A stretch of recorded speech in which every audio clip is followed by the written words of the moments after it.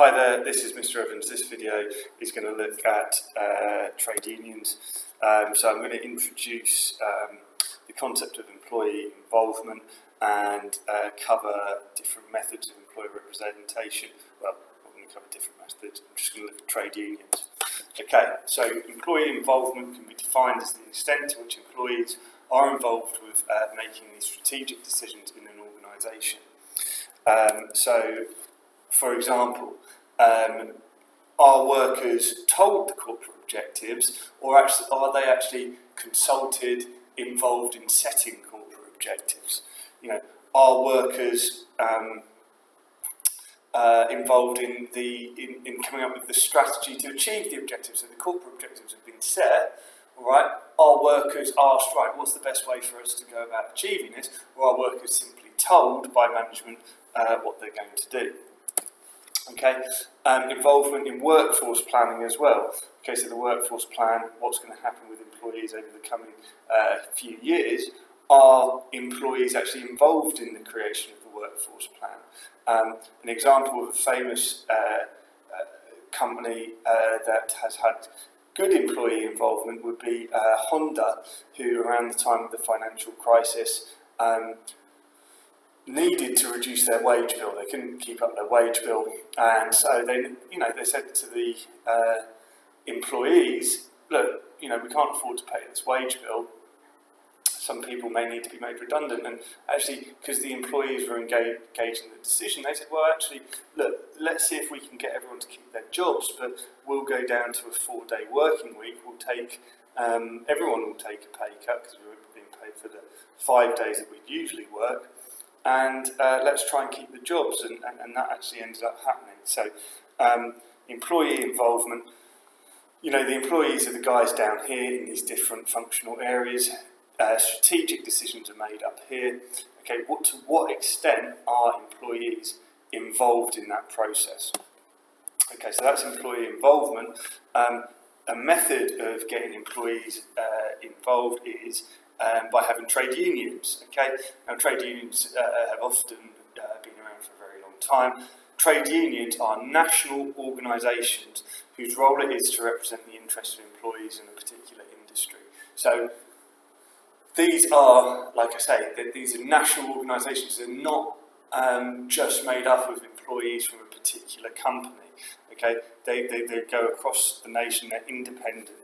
Okay, some examples: the National Union of Teachers, the National Fire Brigades Union, the National Union of Journalists, the Train Drivers Union, ASLEF, the Association of Locomotives, Engineers and Firemen. Shows how old it is. I think the firemen in there, it refers to the people who used to kind of stoke the boilers when it was steam train. Steam trains. The General Municipal Workers Union, just like a general union representing many retail staff.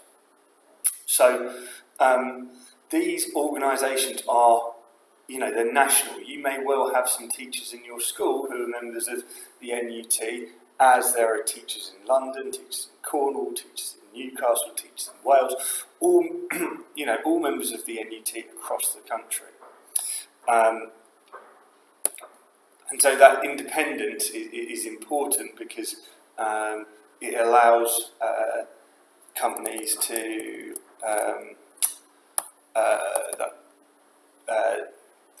sorry, I'll come back to that in a second. Right, this should say, rather than industrial action, this should say the role of trade unions. So what is the role of trade unions? Well, first of all, they can advise their members. All right, now if you want to become a member of a trade union, you pay kind of a monthly fee, and you are then a member of that union, and you are eligible to receive advice from the union. So, for example, if you've got an employment law question, or there are disputes with management, you can approach your union and ask to be represented. And that's another role. So not only do they provide advice, you can ask the trade union to represent you if you're in a dispute with management, if you don't feel confident putting forward your opinion, then the trade union may well help you by sending someone along, an expert, someone from this national organisation whose specialism it is to kind of be engaged in these can help you out.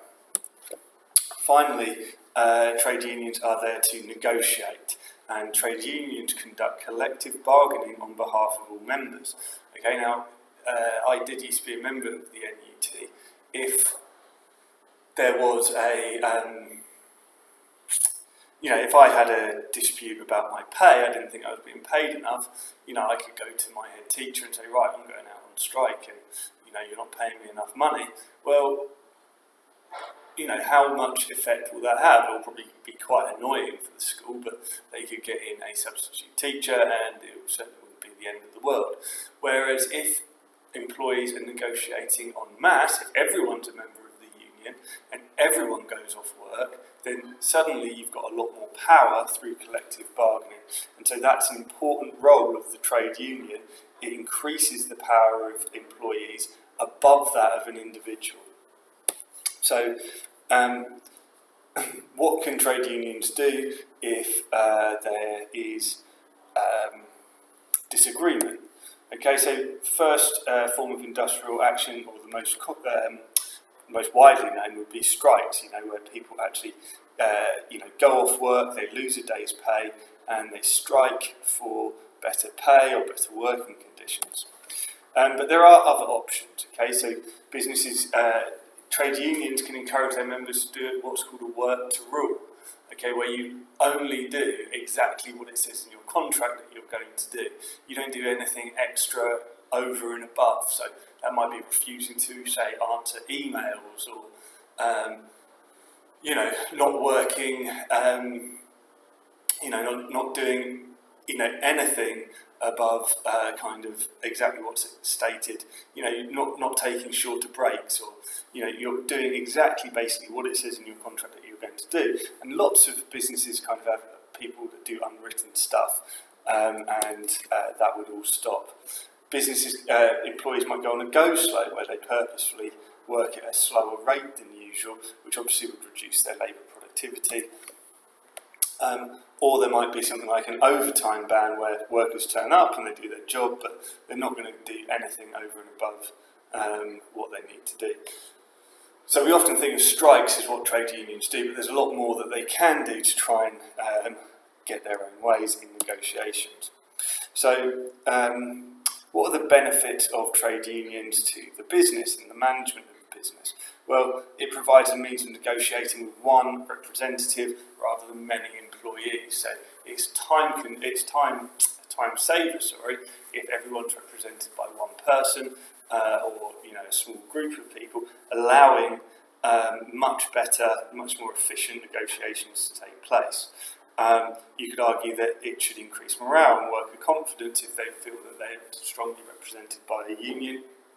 And it provides a way for the management to communicate with the workforce, and improves communication between those two groups. However, obviously strikes and industrial disputes can be costly to businesses in terms of lost output and production. It can be time consuming to negotiate with the unions, and there can be a big impact on businesses' reputation. So ASLEF have been striking on Southern Rail between London and Brighton recently, and if you ever look at any of the press coverage, the damage that that's caused to Southern Rail has been quite significant. They've got a very poor reputation. On the other hand, employees benefit from collective bargaining, far more powerful than individual bargaining. It allows the experts in the union to conduct negotiations. The union can control communication with outside stakeholders, so the media. If there is a strike, it's very important to try and make sure that public opinion is on your side.